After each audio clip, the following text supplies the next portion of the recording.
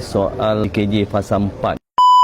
Assalamualaikum warahmatullahi wabarakatuh. Alhamdulillah sidang Dewan pada kali ini selesai dan berjalan dengan baik, dan antara yang saya rasa gembira dan berpuas hati di mana ada bajet tambahan untuk beberapa kumpulan lagi, dan terima kasih banyak kepada Yang Berhormat Menteri Besar. Yang pertama, soal KJ Fasa 4 ni sebanyak 138 juta, ada 22 inisiatif.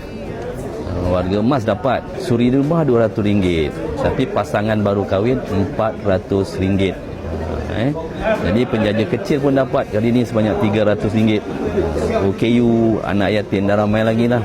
Alhamdulillah, syukur sebab kelebihan kewangan daripada Kerajaan Negeri Johor. Ini bukti Kerajaan Negeri salurkan semua hasil negeri yang bertambah ini kepada rakyat, dipulangkan semula kepada rakyat.